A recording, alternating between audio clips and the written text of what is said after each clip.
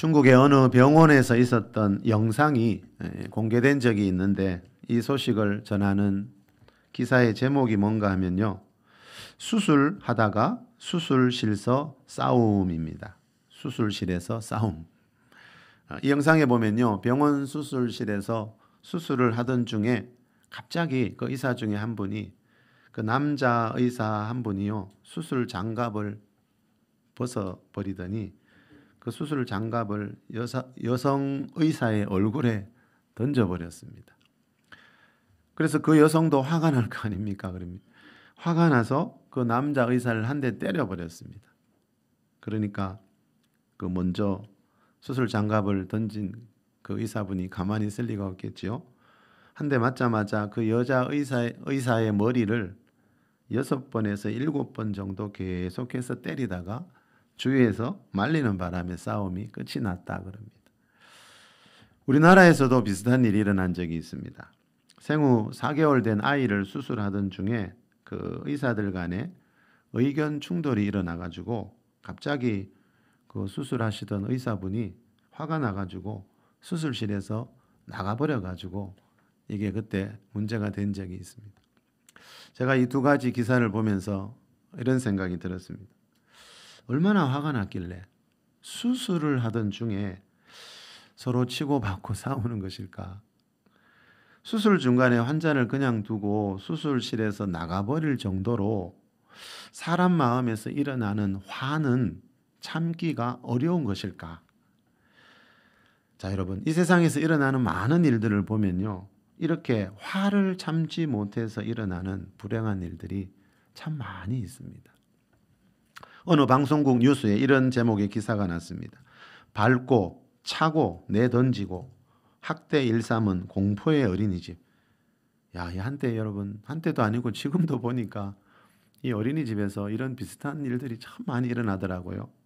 이때 이 어린이집에서 아동학대가 의심된다는 신고를 받고 경찰이 출동해서 CCTV를 보니까요.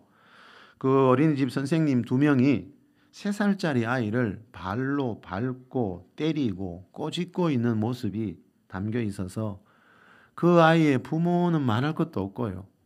그걸 보는 많은 국민들이 충격을 받은 적이 있었지요. 여러분, 그 선생님 2분이 3살짜리 아이를 밟고 때리고 꼬집은 이유가 어디 있죠? 화가 났기 때문입니다. 더 정확하게 말하면요. 마음에서 화가 날 때 참지 못했기 때문이죠. 대부분의 사람들은 그래도 참으려고 하잖아요. 그런 상황에서는요. 내 자식이 귀하면 나무 집 자식도 귀하잖아요, 여러분. 그리고 그 많은 어린이집 두고 그 어린이집에 보내준 거 얼마나 감사한 일입니까? 그런데 그 화가 일어날 때 그걸 참지를 못하니까 그 3살짜리 아이한테 그런 일을 하게 됩니다. 자, 여러분, 몇 가지 예를 들었습니다만 이렇게 세상에는요. 우리 마음에서 일어나는 이 화를 참지 못해서 일어나는 불행한 일들이 너무나 많이 있습니다. 어제 국민일보에 보니까요. 이런 제목의 기사가 났습니다. 분노의 시대. 신앙적인 분노 관리는 자. 지금 우리가 사는 이 시대는 분노의 시대인데요. 이 분노를 신앙적으로 어떻게 잘 관리할 수 있을까에 대한 기사입니다. 그런데 사실은 여러분 지금만 분노의 시대가 아니고 인류 역사는요. 어느 시대나 처음부터 분노의 시대였습니다. 창세기 4장에 보니까요. 이 분노라는 감정이요. 인류 최초의 가정에서부터 있었습니다. 그런데 하나님은 사람을 창조하실 때 여러분 다른 사람들에게 피해를 입힐 수 있는 이 분노라는 감정을 우리 인간에게 주시지는 않았습니다. 이 분노는 다른 곳에서 왔습니다. 창세기 1장 27절에 보면요. 하나님이 자기 형상 곧 하나님의 형상대로 사람을 창조하시되 남자와 여자를 창조하시고 그랬죠. 사람은 원숭이에서 진화되어 지금의 이 모습을 하고 있는 게 아니고요. 세상을 창조하신 창조주 하나님이 하나님의 형상대로 남자와 여자를 창조하셨어요. 이 하나님의 형상대로라는 말은 쉽게 말하면 하나님을 닮은 존재로, 그래서 하나님과 교제할 수 있는 존재로 만드셨다는 겁니다. 다시 말하면 사람은 거룩하신 하나님처럼요. 죄가 없는 거룩한 존재로 지음을 받았다는 겁니다. 그렇지만 최초의 사람 아담이 사단의 유혹에 넘어가서 하나님 말씀 거역하고 죄를 짓는 순간에요. 무슨 일이 일어났는가 하면 우리 안에 사람 안에 있던 하나님의 형상이 파괴가 되었습니다. 하나님의 형상이 파괴됐다는 말은 하나님과의 관계가 단절이 되었다는 겁니다. 하나님으로부터 오는 은혜와 축복이 끊어졌다는 겁니다. 자, 죄가 무서운 게 이겁니다, 여러분. 죄는 하나님과의 관계를 단절시킵니다. 자, 그 하나님과의 관계가 단절되니까 어떻게 됩니까? 이제 죄의 결과물들이 생겨났습니다. 이 죄의 결과로 말미암아 무슨 일이 있었는가 하면요. 하나님이 아담을 만들 때 영과 혼과 몸으로 만들었다 그랬지요. 이 죄를 지으면서 하나님과의 관계가 단절될 때 우리 사람에게 무슨 변화가 일어났나 하면 죄의 결과로 아담의 영이 죽었다 그랬죠. 하나님은 영이시니 사람에게 영을 준 이유는 영이신 하나님과 교통 교제하기 위해서거든요. 그런데 이 죄로 인해 영이 죽었습니다. 혼, 마음과 생각에는 온갖 죄성으로 가득 차게 되었습니다. 그리고 몸에는 가난과 질병과 죽음이 찾아왔다라고 성경이 분명히 말씀합니다. 여러분, 이 진리를 알아야 이 세상에서 일어나는 일을 알 수 있고 내 가정에서 내 영, 혼육 가운데서 일어나는 변화를 알 수가 있습니다. 창세기 4장에 보니까요. 아담의 장남 가인이 자기 제사를 하나님이 받지 않았다는 것을 알고 몹시 분을 내고 있지요. 그런데 그 분을 내고 난 뒤에 무슨 일이 있었습니까? 결국 동생 아벨을 죽이는 모습이 나옵니다. 인류 최초의 가정에 분노가 있었고요. 그 분노의 결과로 가족 간에, 친족 간에 살인사건이 있었습니다. 우리나라는 유독 다른 나라에 비해서 친족 간의 살인사건이 굉장히 많다고 전에 기사에 나온 적이 있지요. 여러분, 사람 안에 있는 죄가 얼마나 이게 심각한 문제인가 하면요. 내가 누구보다도 가장 사랑해야 될 내 동생을, 내 가족을, 그 가족의 생명을 빼앗을 수 있는 죄성이 우리 사람 안에 누구나 다 들어있습니다. 그래서 사람에게 가장 중요한 문제는 뭔가 보니까 여러분, 세상에서 부귀영화 누리고 성공하는 게 아니고요. 사람 안에 있는 이 죄의 문제를 해결하는 겁니다. 여러분, 돈 많이 벌어서 아무리 좋은 집 살아도요. 전에 재산이 100억이 넘는 집에서 부부간에 살인사건이 일어난 적이 있습니다. 여러분, 세상에서 암만 성공하고 돈이 암만 많아도요. 내 안에서 죄성이 일어날 때 그 죄성을 다스릴 수 있는 능력이 없으면요. 내 가정 안에서 살인사건이 일어날 수 있습니다. 재산이 수십억, 100억이 있는데도. 그래서 성경은 항상 우리 사람 안에 있는 죄의 문제를 이야기합니다.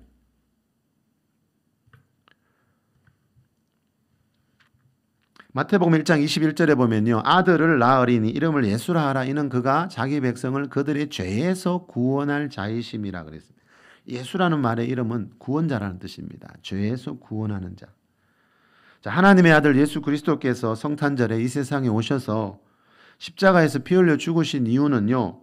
우리 죄값을 십자가에서 대신 치루어 주시면서 우리에게 있는 이 죄의 문제를 해결하고 죄에서 구원해 주시기 위해서입니다. 그래서 예수님을 나의 구주로 믿으면 누구나 이 죄의 문제를 해결할 수 있습니다.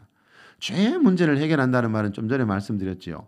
죄의 결과물들인 가난과 질병과 죽음의 문제를 해결할 수 있다는 뜻입니다. 항상 그래서 여러분, 죄라는 말 다음에는 가난과 질병과 죽음이 갈로쳐져 있다는 걸 항상 기억해야 됩니다.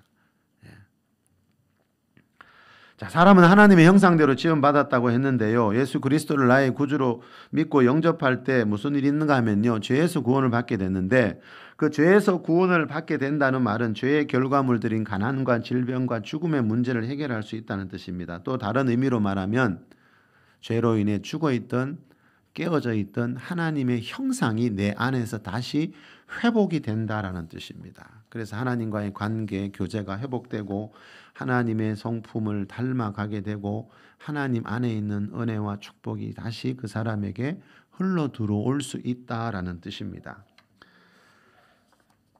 자, 그렇지만 여러분, 우리가 다들 경험하셨지만 예수님 믿고 이제 죄에서 구원받아 교회를 다니는데도 예전에 그 믿기 전에 내 안에 있던 그 죄성, 죄를 지으려고 하는 마음, 그게 여전히 남아 있습니다. 맞습니다, 여러분. 우리가 예수님 믿고 죄에서 구원받았다고 해서 다시는 죄를 안 짓게 되는 것이 아니고 뭐가 달라지지요? 그때부터는 이제 하나님의 은혜로 죄를 이길 수 있는 그런 능력이 내 안에 부어진 겁니다. 그래서 그 능력을 계속 개발시키면 이제 예전과 같이 그런 죄에게 끌려다니는 죄의 종노릇은 하지 않게 된다라는 거죠.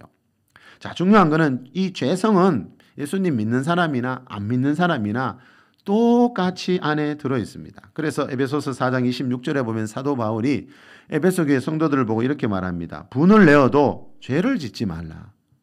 분을 낼 수 있다는 겁니다. 교회 다니는 에베소 교회 성도도 우리도 살다 보면 이 안에서 우리 타락한 이 본성, 죄성 안에서 나오는 분노가 있습니다. 하나님이 인간을 창조하실 때 그런 분노를 동생을 해치고 그 3살짜리 아이를 밟고 하는 그런 분노의 감정을 하나님이 주신 게 아니고요. 이게 연계의 법칙입니다, 여러분. 자연계의 법칙이 있듯이 그 죄라는 죄성이 들어온 뒤부터 그 죄가 결과물, 이 죄, 분노라는 그죠? 결과물을 낳게 된 겁니다. 자, 분을 내어도 그런데 우리가 여러분 예수님 믿게 되면 뭐가 달라지나 하면 분을 내어도 죄를 짓지 말며 그랬죠. 이 말은 뭐죠? 분을 낸 뒤에 수많은 죄를 짓게 된다는 겁니다. 분을 낸 뒤에 남의 생명까지 빼앗을 수 있다는 겁니다. 그런데 그리스도인이 되면 이게 달라집니다. 분을 내어도 죄를 짓지 않을 수 있습니다. 이 말은 뭡니까? 모든 분이 다 죄는 아니라는 거예요. 자, 분을 내어도 죄를 짓는 데까지는 이르지 말라는 거예요. 다시 말하면 그리스도인이 되면 이 분을 조절할 수 있다는 겁니다. 조절할 수 있는 능력을 이제 길러야지요. 자, 분을 내어도 죄를 짓지 않을 수 있는데요. 자, 그러면 중요한 것은 어떻게 해야 분을 내어도 죄를 짓는 데까지 이르지 않을 수 있을까? 또 어떻게 하면 여러분 그 분을 되도록 그죠? 최소화시키면서 줄이면서 살아갈 수 있을까? 또 여러분 분을 내다가 죄를 짓게 되면 무슨 일이 일어나는 것일까? 자, 우리가 이 정도는 알고 있어야 된다는 거죠. 자, 이것에 대해 말하고 있는 성경 구절이 있습니다. 우리 에베소서 4장 26절, 27절 우리 큰 소리로 한번 읽어봅시다. 시작. 분을 내어도 죄를 짓지 말며 해가 지도록 분을 품지 말고 마귀에게 틈을 주지 말라. 이 말씀이 현대인의 성경에는 이렇게 번역되어 있습니다. 화가 나더라도, 자, 저 분을 화로 번역했습니다. 화가 나더라도 죄를 짓지 말며 해가 지기 전에는 화를 풀기 바랍니다. 그렇지 않으면 무슨 일이 있다고요? 사단에게 마귀에게 틈을 주지 말라 그랬죠. 이 책에는 이렇게 번역됐습니다. 그렇지 않으면 사단이 여러분을 공격할 수 있도록 놔두는 것이 됩니다. 자, 여러분, 사단이 나를 공격할 수 있도록 놔두게 된다는 말은 사단이 나를 공격하라고 내가 초청장을 보내는 거나 마찬가지라는 거예요. 해가 지도록 분을 품고 있는 것은 그날 분이 화가 일어난 일이 있더라도 반드시 그걸 품으라는 거죠. 그 사람, 그 인간을 계속 생각하지 말고 여러분. 왜요? 마귀는 그게 자기가 볼 때는 초청장입니다. 나를 부르는 초청장입니다. 네. 여러분 여기 음식 찌꺼기를 버려두면요. 온갖 벌레들을 초청하는 겁니다. 우리 사람의 마음 안에요. 분노 같은 상한 감정이 들어있으면요. 이 영계의 벌레들인 마귀와 악한 영들을 불러들이는 초청장의 역할을 합니다. 이 말씀이 그 말씀입니다. 그리스도인들도 분낼 수 있는데 크게 오래 죄가 될 정도로 그걸 품고 있지 말라는 거예요. 해가 지기도록 잠자리에 들기 전에는 그 분을 해결하고 잠자리에 들라는 거예요. 왜요? 나는 그날 밤에 잘 잔 것 같지만 아니요. 그 다음 날 보면 마귀가 내 삶의 영역에 악한 영들을 보냅니다. 성경 말씀입니다. 그런데 여러분 그 화를 푸는 게 잘 됩니까 여러분? 그게 말처럼 잘 안 되잖아요. 여러분 내 마음이 내 마음대로 됩니까? 안 될 때가 많잖아요. 특히 분노, 미움, 그 인간. 이거는 내 마음대로 잘 안 됩니다, 여러분. 예. 사람의 마음은요, 한 번 상해버리면 아시지요? 평생 친구도 한순간에 원수되고 피를 나눈 가족도 원수가 되는 일들이 얼마나 많습니까? 그게 마음 안에 있는 분을 품지 못해서 그런 겁니다. 그런 불행한 길로 가지 말라고요. 하나님은 우리가 그런 불행한 길로 가는 걸 원치 않기 때문에 시편 34편 18절에서 말하는 하나님은 마음이 상한 자를 가까이 하시는 하나님이에요. 예. 여러분은 마음이 상한 자 가까이 가서 오래 있고 싶어요? 우리는 잘 안 그렇잖아요. 내 마음도 힘들어지잖아요. 그런데 하나님은요, 마음이 상한 자를 보면 가까이 가고 싶어 하세요. 왜요? 하나님 안에 그 상한 마음을 치료할 수 있는 위로와 능력이 있기 때문이겠죠. 자, 오늘 본문에 나오는 다윗을 보면요, 이 다윗이 마음이 심히 상해 있습니다. 우리 오늘 본문 시편 109편 22절 한번 읽어봅시다. 나는 시작. 나는 가난하고 궁핍하여 나의 중심이 상함이니이다. 나의 중심이 상해 있단 말은 이 중심은 마음을 말합니다. 이 시는 다윗이 마음이 상해 있을 때 쓴 시입니다. 시편에 보면요, 이 150편 중에 거의 절반은 다윗의 시인데, 다윗의 시는요, 우리 요즘 새벽마다 이 시편 말씀 묵상하고 있는데, 다윗의 시는 거의 대부분 자기 마음이 상했을 때 쓴 시예요. 여러분은 마음이 상하면 무슨 일 하세요? 다윗이 왜 다윗인가 보니까요, 다윗은 이 세상에 있을 때 마음 상하는 일을 참 많이 겪었어요. 근데 참 놀라운 거는 그 다윗은 마음이 상할 때마다 하나님 앞에 나와 시를 씁니다. 하나님 앞에 나와 기도하면서 자기 마음이 왜 상한지 그걸 다 하나님 앞에 이야기해요. 오늘 본문도 그런 시입니다. 자, 여러분, 왜 다윗이 마음이 상했을 때 사람들 찾아다니지 않고 당신 왜 나한테 그래? 그러지 않고 왜 하나님 앞에 나와서 자기 마음을 다 내려놓나 하면요, 그 상한 마음 가지고 사람을 만나면요, 분노하게 되잖아요. 죄짓게 되잖아요. 마귀에게 틈을 주게 되잖아요. 그래서 다윗은요, 영의 세계를 분명히 아는 분이에요. 비록 마음 상하는 일이 많았지만 그 마음 상할 때마다 하나님 앞에 나와서 그 상한 마음을 품고 살지, 많은 사람들처럼 그 상한 마음을 계속해서 그 마음 안에 차곡차곡 쌓아놓으면서 살지 않더라는 겁니다. 이 마귀에게 틈을 주지 말라 그랬는데요, 마귀가 노리는 틈은 뭐라고요? 우리 사람의 상한 감정입니다. 마귀는 우리 그리스도인들이 마음에 언제 상하는지를 알고 있습니다. 맞죠? 해가 지도록 분을 품지 말라, 마귀에게 틈 주지 말라는 뭐예요? 마귀는 우리 그리스도인들이 마음이 언제 상해 있는지 안다는 겁니다. 틈이 되기 때문에, 자기에게 기회가 되기 때문에, 그 사람을 공격하고 정복할 수 있는 기회가 되기 때문에 마귀는 알고 있습니다. 자, 마귀는 이 귀신들의 우두머리지요. 귀신, 즉 악한 영들. 귀신보다 더 정확한 의미는 악한 영, 타락한 영인데 성경에는 귀신이라고 많이 표현되지요. 마귀는 귀신, 즉 악한 영들의 우두머리인데 사탄이라고도 부르지요. 자, 마귀와 귀신들은 원래 하나님을 섬기는 천사들이었습니다, 여러분. 그러다가 하나님을 대적하다가 이 타락해서 마귀와 귀신이 되었죠. 국어사전에 귀신을 찾아보면요, 죽은 사람의 넋 이렇게 되어 있습니다. 그래서 우리나라 사람들은 대부분 귀신하면 우리 죽은 조상들을 떠올립니다. 귀신이 죽은 조상들의 혼령인 줄 압니다. 근데 그게 아니고, 그죠? 귀신들은 하나님을 대적하다가 타락한 천사들입니다. 그 우두머리가 마귀 사탄이고 그 마귀 사탄 밑에 수많은 악한 영들이 있습니다.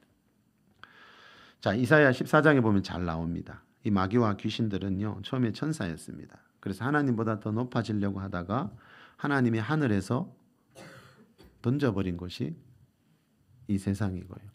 그곳에 하나님은 창세기 1장에 보면 지구를 창조하셨습니다. 그래서 에덴 동산에 마귀가 있었던 겁니다. 자, 천사들이 타락해서 마귀와 귀신, 즉 악한 영들이 되었습니다, 여러분. 요한복음 8장 44절에 보면 예수님이 이 마귀를 보고 거짓의 아비다, 거짓말쟁이요, 거짓의 아비다 이렇게 말씀합니다. 이 말은 마귀는 거짓말의 원조라는 겁니다.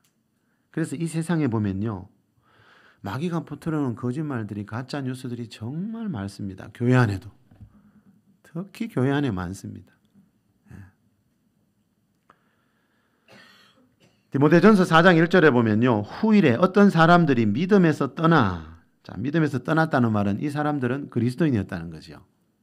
그래서 한 번 구원이 영원한 구원이 될 수 없는 겁니다, 여러분. 한때 열심히 믿었다고 다 천국 가는 게 아닙니다. 이 믿음에서 떠나는 사람들이 있습니다. 후일에 어떤 사람들이 믿음에서 떠나 미혹하는 영과 귀신의 가르침을 따르리라. 귀신의 가르침, 마귀와 귀신들이 사람들에게 뭔가 뿌리는 가르침들이 있습니다. 근데 그걸 많은 사람들이 따라갑니다. 안타깝게도 한때 믿음을 가졌던 사람들이, 그죠? 후일에 어떤 사람들이 믿음에서 떠나 미혹하는 영과 귀신의 가르침을 따르리라. 자, 한때는 분명히 그리스도인이었다는 거잖아요. 믿음이 있었다는 거잖아요. 그런데 어느 날 이 믿음에서 떠나더니 미혹하는 영과 귀신의 가르침을 따라서 삽니다. 자, 귀신의 가르침은 예수님 방금 뭐라 그랬죠? 마귀는 거짓말쟁이요, 거짓의 아비요. 자, 귀신의 가르침은 거짓말, 가짜뉴스라는 거죠. 자, 그런데 이 마귀와 귀신들의 거짓된 가르침에 속아서 하나님을 향한 믿음을 잃어버리는 일들이 이 세상에는 많이 있다는 겁니다. 그래서 한때 믿음을 가졌던 사람들이 보니까 다 천국에 들어가는 게 아니더라고요. 그래서 믿음을 지키는 자라는 말이 계시록에 보면 나오죠. 환란이 올 때 믿음을 지켜야지 그 환란 때문에 믿음에서 떠나는 사람들이 많이 있더라고요. 자, 여러분, 이 마귀가 세상에 뿌려놓은 이 거짓된 가르침 중에 하나가 뭔가 하면요, 이번 주간에 명절이 있죠. 이 마귀가 뿌려놓은 거짓된 가르침 중에 하나가 뭔가 하면요, 조상을 잘 섬기면, 그 죽은 조상들의 혼령을 잘 섬기면 후손들이 잘 된다는 그 조상 제사에 대한 겁니다. 그렇지만 여러분, 우리 주위를 돌아보면 이게 아니라는 건 금방 알 수 있죠. 여러분 주위에 제사 많이 드리는 가정을 유심히 보시기 바랍니다. 제 가까운 친척 중에도, 아주 가까운 친척 중에도 그런 집이 있습니다. 1년 12달 제사입니다. 근데 제가 그 집안을 몇십 년 전부터 유심히 지켜봤거든요. 다른 집보다도 우환이 훨씬 더 많이 있습니다. 여러분, 우환이 뭐지요? 한문에 찾아보니까요, 근심 우자에 근심 한자입니다. 근심이 겹쳐 있습니다. 조상 제사 많이 드리는 집들을 보면요, 가난이나 질병이나 사건 사고 같은 이런 근심에 근심이 더해지는 우환이 끊임없이 일어나더라는 겁니다. 그 이유가 어디에 있는가? 예수님이 요한복음 10장 10절에서 가르쳐주고 있습니다. 도둑이 오는 것은, 이 도둑은 마귀의 별명입니다. 도둑이 오는 것은 도둑질하고 죽이고 멸망시키려는 것뿐이요. 자, 예수님이 마귀가 하는 일을, 마귀와 이 악한 영들이 하는 일을 크게 세 가지라고 말씀합니다. 도둑질하고 죽이고 멸망시키는 거. 뭘 도둑질합니까? 우리의 재정을 도둑질해 가고요. 뭘 죽입니까? 질병으로, 사건 사고로 우리의 생명을 죽이고요. 멸망은 뭐라 그랬지요? 우리 영혼을 지옥에 보내는 걸 멸망이라 그럽니다. 그래서 마귀가 하는 일은 도둑질하고 죽이고 멸망시키는 것뿐이요 그랬어요. 이 말은 뭐지요? 마귀를 가까이 하면 안 된다는 거죠. 마귀가 우리 가까이 있으면 도둑질하고 죽이고 멸망시키는 이런 일들이 일어난다는 거죠. 예수님이 우리 가까이 있으면, 예수님이 이 말씀 다음에 그랬죠. 내가 온 것은 너희에게 생명을 주고 더 풍성케 하기 위해서라 그랬죠. 자, 마귀가 가까이 있을 때 일어나는 일이 있고요, 예수님이 가까이 있을 때 일어나는 일이 있어요. 극과 극입니다, 여러분. 이 둘 중에 사람은 한 가지를 선택하면서 살아가고 있습니다. 자, 마귀가 가까이 다가오는 사람, 그런 가정에는 반드시 도둑질하고 죽이고 멸망당하는 우환이 많이 생기게 됩니다. 그래서 사도 바울이 좀 전에 뭐라 그랬죠? 마귀에게 틈을 주지 마라. 마귀가 다가올 수 있는 틈을 주지 말라 그랬습니다. 고린도전서 10장 20절에 보니까요, 무릇 이방인이 제사하는 것은 귀신에게 하는 것이요 그랬어요. 자, 성경은 이 세상 많은 모든 민족을 유대인과 이방인 둘로 나눕니다. 예수님이 태어난 나라 이스라엘 사람들이 유대인이고요. 그 나머지 모든 민족은 이방인이라 그러거든요. 우리나라를 포함해서. 그런데 이방인들 그 나라마다 드리는 제사들이 얼마나 많습니까? 섬기는 신들이, 그죠? 그런데 그 모든 제사는 무릇 이방인이 제사하는 것은 귀신에게 하는 것이요, 이렇게 말씀합니다. 자, 하나님께 드리는 제사 외에 이 세상 모든 나라에서 드리는 제사는 다 귀신에게 드리는 제사라는 거죠. 자, 귀신에게 제사를 드린다는 말이 뭔가 하면 여러분, 자, 귀신에게 제사를 드리게 되면요, 귀신이 자기에게 제사 드리는 사람들을 합법적으로 지배할 수 있습니다. 이 말은 도둑질하고 죽이고 멸망시키는 일들을 마음껏 할 수 있다는 거죠. 이게 이 영적인 세계의 법칙이라는 거죠. 그래서 명절에 드리는 여러분, 그 제사가 위험하고 그 제사가 뭐라고요? 귀신들이 들어오는 틈이 됩니다. 예전에 우리 교회를 다녔던 어느 집사님이 그러시대요. 그 아이들이 어릴 때 유치부 다닐 때인데 제사만 드리면 응급실에 실려갔답니다. 그 몇 살 안 된, 서너 살 된 그 아이가 제사 드릴 때가 되면은 집안에 뭐가 자꾸 보인다 그러고, 그래서 응급실에 몇 번이나 실려갔대요. 그 외에도 그동안도 말씀드렸죠. 이 제사가 영적으로 얼마나 위험한 것인지.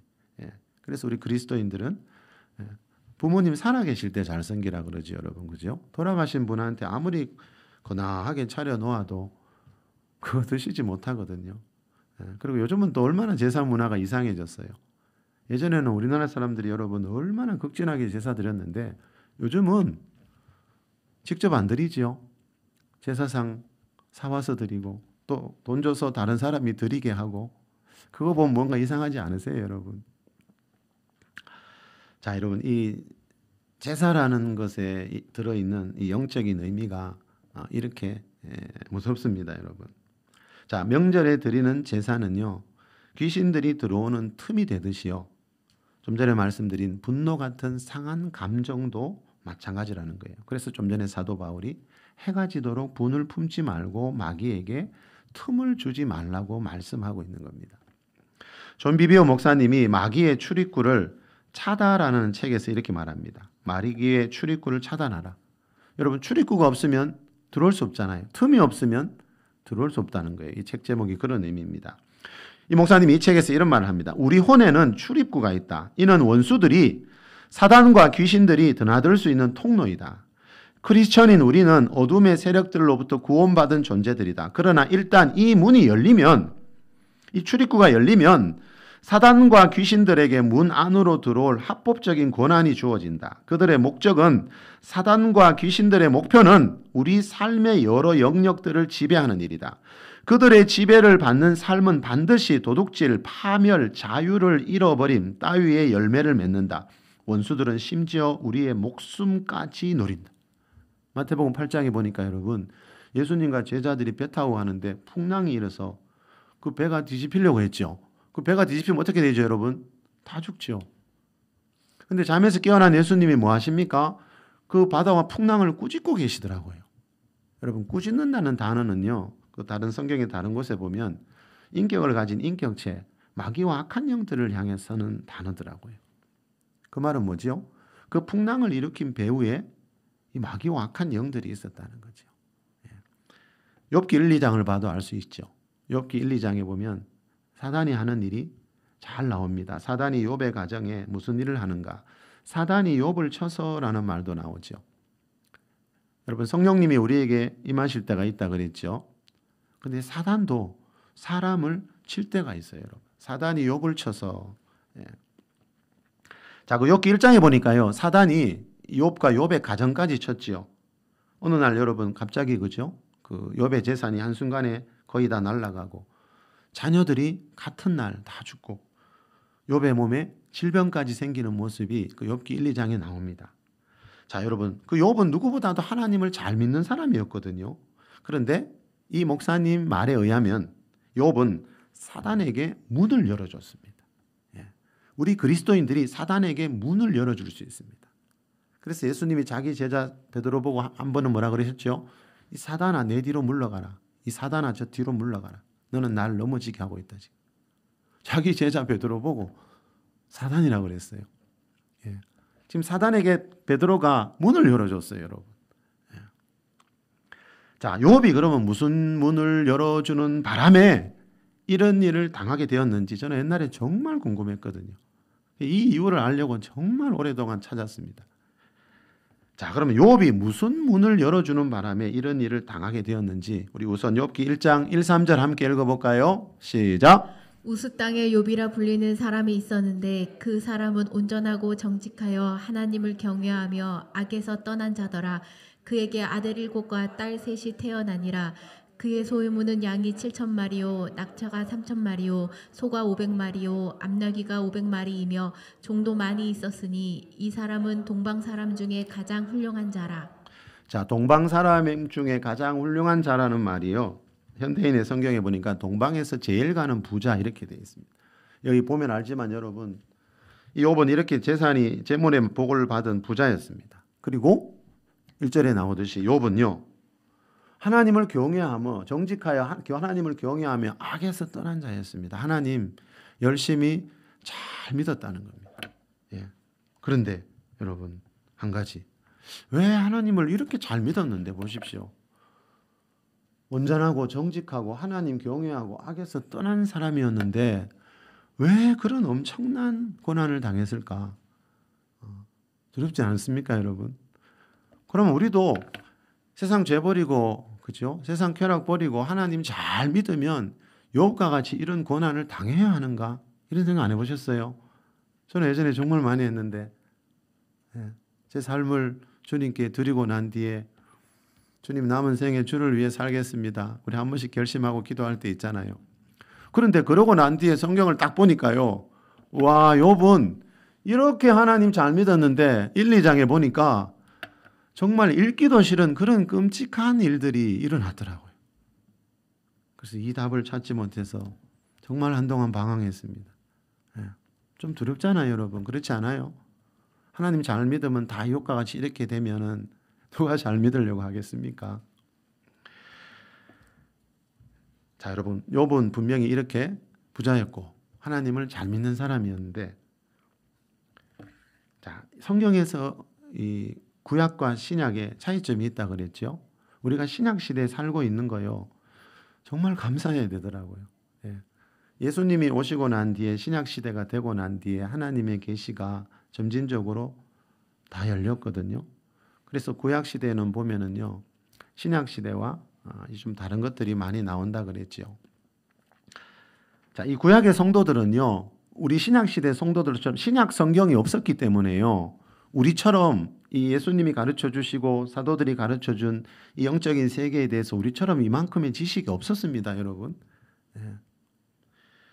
자, 다시 말하면 이 욥도 지금 우리가 알고 있는 이런 영적인 지식을 다 가지지 못했습니다. 하나님을 온전하고 정직하고 경외하고 하나님 악에서 떠나고 하나님 잘 믿었지만 성경에서 말하는 이 영적인 세계의 법칙을 한 가지 모르고 있었습니다.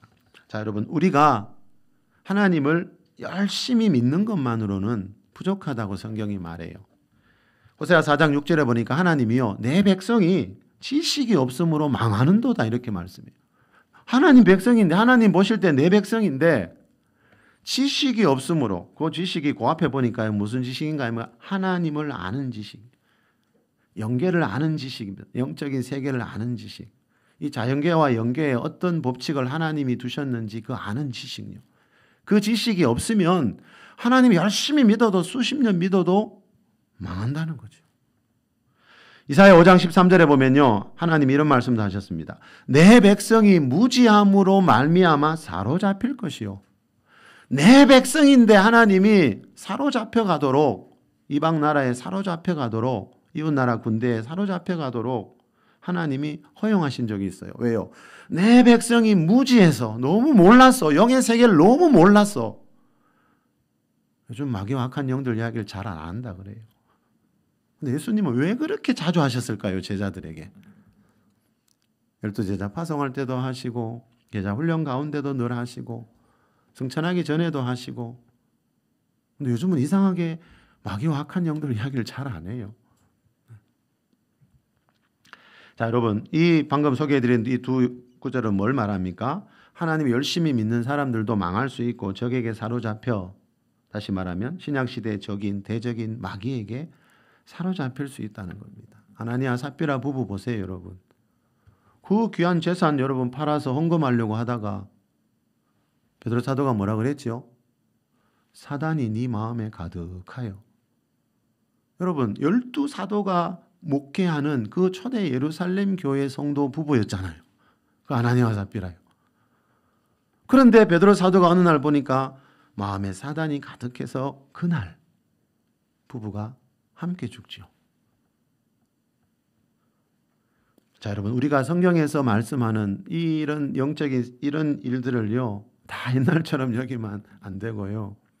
그때 세상에 돌아가는 영적인 세계의 원리나 지금이나 똑같다는 거죠, 여러분. 자, 하나님을 열심히 믿었던 욥의 가정에 왜 이런 불운한 일이 일어나게 됐는가? 저도 그동안 성경 공부하면서 수많은 그 주장들을 다 들어봤거든요. 그런데 뭔가 이렇게 와닿는 게 없었는데, 자, 좀 전에 우리가 살펴봤던 사도 바울이 뭐라 그랬죠? 해가 지도록 분을 품지 말고 마귀에게 틈을 주지 말라 그랬죠. 분명히 이거는 누가 봐도 우리가 해가 지도록 분이라는 상한 감정을 품고 있으면 마귀에게 당할 수 있다는 뜻이거든요. 여기만이 아니고 성경 여러 곳에 예화들도 나왔지요. 사울도 그런 일이 있었고. 자, 이 말씀에 비추어 보면은, 자, 이 분노와 같은 이 상한 감정이 마귀에게 틈이 된다는 이 말씀에 비추어 보면은 욥의 가정에서 왜 이런 일이 일어났는지 욥기 3장 25절에 나오는 이 말씀이 답이다라는 것을 우리가 알 수 있습니다. 자, 우리 욥기 3장 2절, 자, 1, 2장에서 여러분 좀 전에 말씀드린 그런 사건이 다 일어났죠. 욥이 재산 날라가고 자녀들 다 죽고 몸에 병 생기고, 자, 그리고 난 뒤에 욥이 3장에서 이 고백을 합니다. 우리 같이 읽어봅시다. 시작. 내가 두려워하는 그것이 내게 임하고 내가 무서워하는 그것이 내 몸에 한 번 더요. 미쳤구나. 시작. 내가 두려워하는 그것이 내게 임하고 내가 무서워하는 그것이 내 몸에 미쳤구나. 이 말씀이 현대인의 성경에는 이렇게 번역되어 있습니다. 내가 두려워하고 무서워하던 것이 결국 나에게 닥치고 말았구나. 여러분 이해되시죠?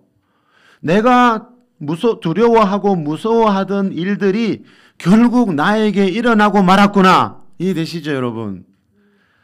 자, 욥은 여러분 온전하고 정직하고 하나님 경외하고 악에서 떠난 자였습니다. 누구보다 하나님 잘 믿었습니다. 그런데 평소에 욥의 마음에 뭐가 있었습니까? 두려움이요.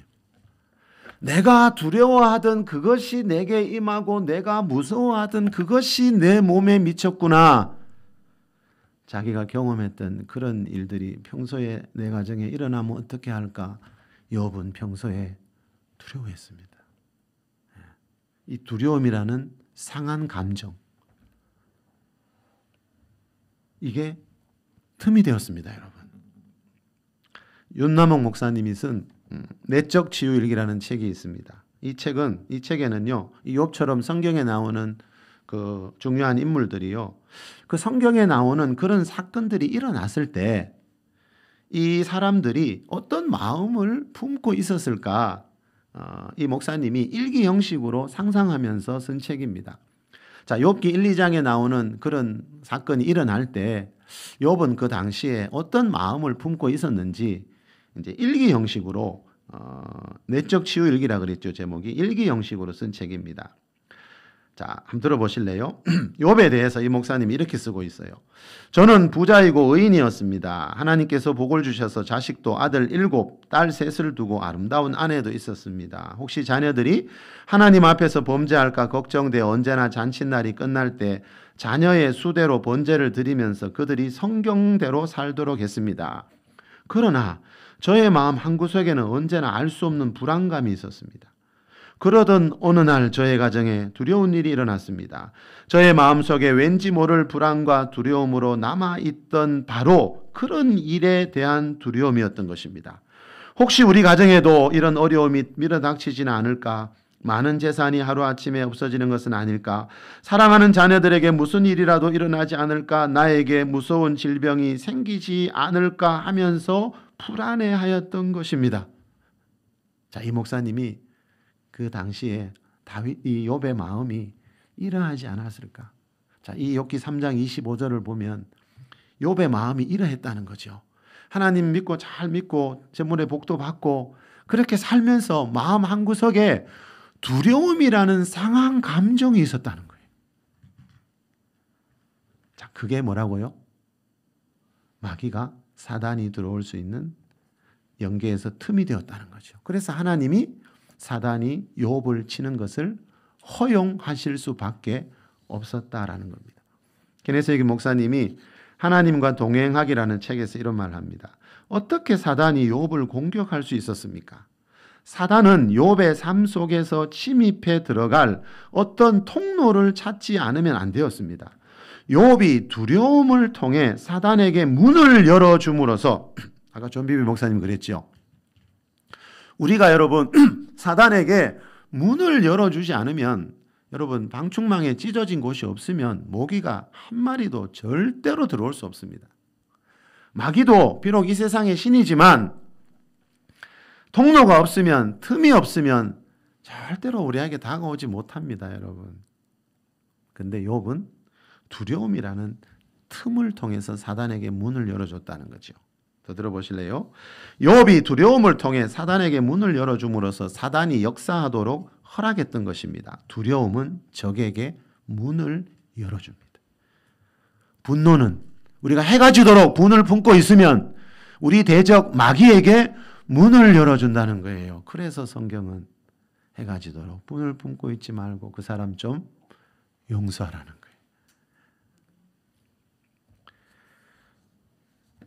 그래서 사도 바울은요, 좀 전에 우리가 읽었듯이 해가 지도록 분을 품지 말라 그러고요.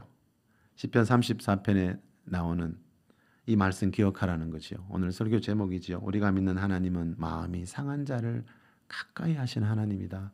상한 마음 그대로 가지고 잠자리에 들지 말고 상한 마음 있을 때 두려운 마음이 막 일어날 때 여러분 누구나 두려워하잖아요. 성경에 보니까 하나님의 사람들도 두려워할 때 있더라고요. 다윗 보세요. 시편에 얼마나 두려워할 때가 많았는지 모릅니다. 그런데 이분들은요. 다윗은 특히 오늘 본문에 나오는 이 다윗은요. 그런 상한 마음 두려운 마음이 들 때 하나님 앞에 가지고 오더라고요.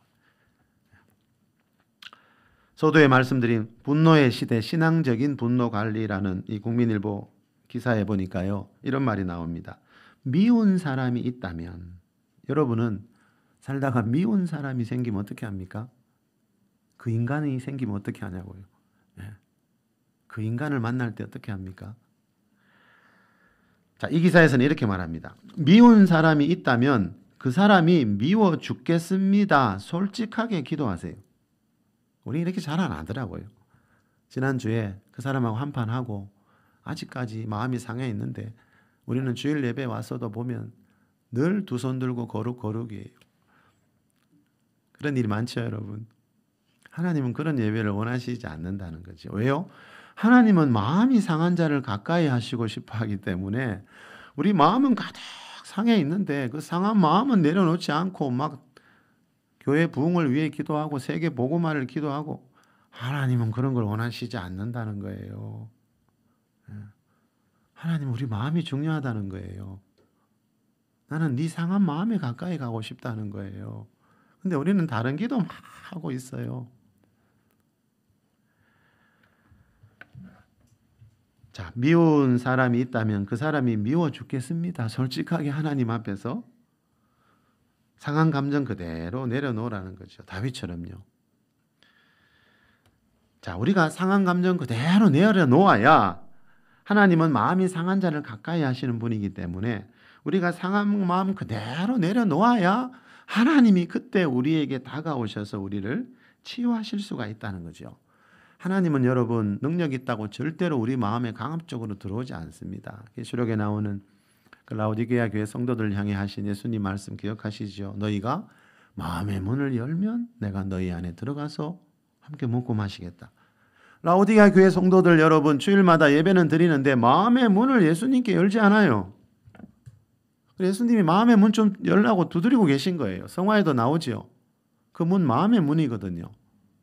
마음이 아프면 좀 아프다 하라는 거예요. 그 인간 때문에 괴로우면 하나님 그 인간 미워 죽겠습니다. 그렇게 하나님 앞에 도설하라는 거예요. 근데 우린 너무 거룩해요. 그래서 하나님이 일하실 수가 없다는 거예요. 하나님은 인격적인 분이기 때문에요. 능력이 있다고 우리 마음대로 하나님이 주무르고 들어오고 안 그러십니다. 자, 오늘 본문에 보면 다윗이 이걸 잘했어요. 좀 전에 말씀드린 대로 다윗의 시에 보면요. 그 인간을 향한 온갖 저주의 말들이 막 심한 말들이 나오는 거 우리 전에도 살펴봤죠. 자, 오늘 본문도 좀 전에 22절 읽었듯이 다윗이 마음이 상했을 때 이 지은 시지요. 그죠? 22절에 보니까 시편 109편 22절에 보니까 나는 가난하고 궁핍하여 나의 중심이 내 마음의 중심이 상함이니이다. 자, 다윗이 마음이 상했을 때 또 이 시를 썼어요. 자, 그러면 이때 다윗의 마음이 왜 상했는지 25절을 보면 알 수 있어요. 나는 또 그들의 비방거리라. 무슨 말이에요? 나는 그들의 비방거리입니다. 그들이 입만 열면 나를 비난한다는 거예요.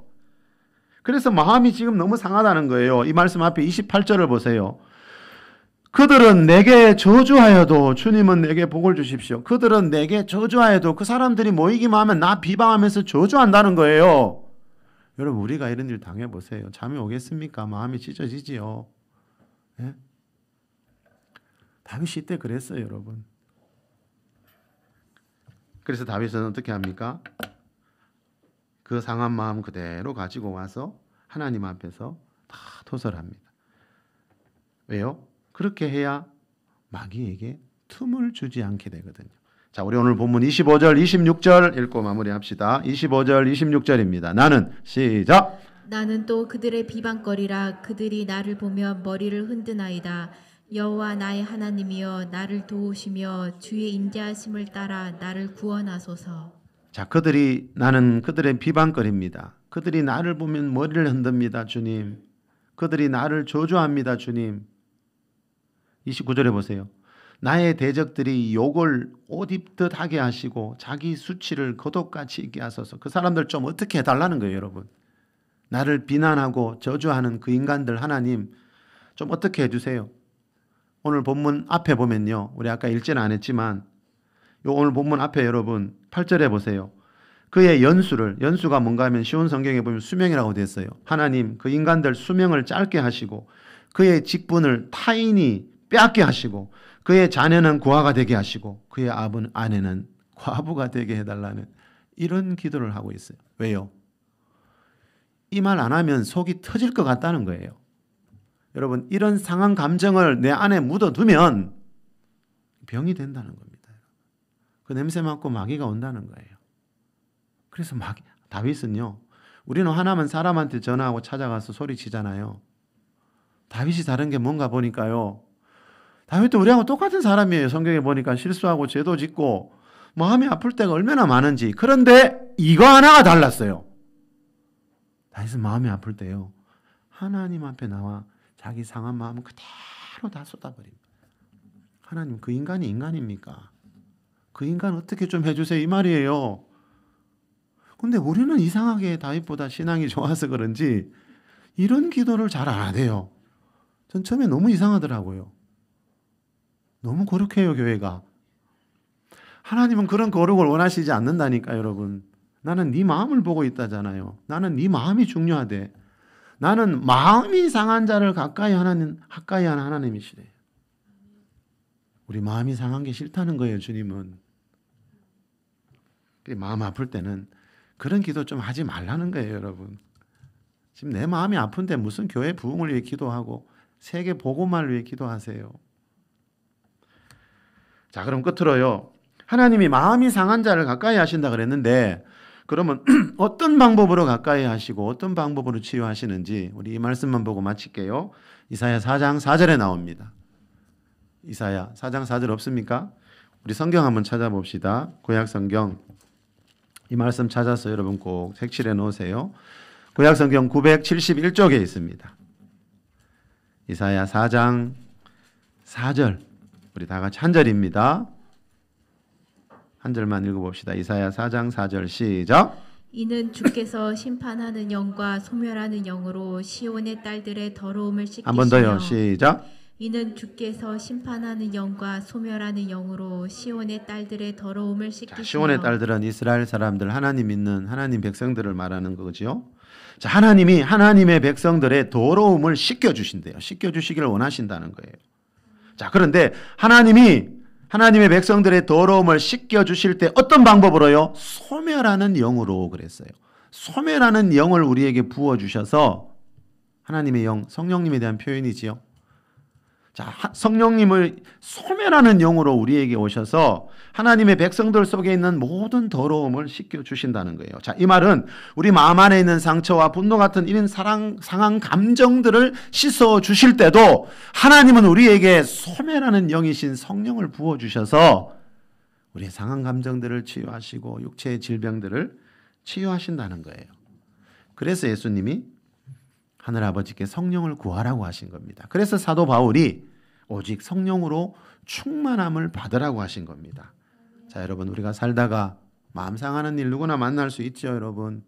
그건 어쩔 수 없어요. 우리는 예수 믿어도 죄로 인해 타락한 본성을 갖고 있거든요. 그 죄성에서 나오는 분노, 상한 감정들은 어쩔 수가 없어요. 그런데 우리가 그래서 하나님이 나는 너희를 마음이 상한 자를 가까이 하는 하나님이다. 그렇게 말씀하시잖아요. 그래서는 이 한 주간 또 언제나 우리가 마음 상하는 일이 있을 때 다윗처럼 그 상한 마음 그대로 하나님 앞에 먼저 가지고 나아가는 우리가 될 수 있길 바랍니다. 그래서 이 소멸하는 영이신 이 성령의 능력으로 치유받고 회복되고 또 성령님 안에 있는 평강과 희락을 경험하는 우리 모두가 될 수 있기를 예수 그리스도의 이름으로 축원합니다.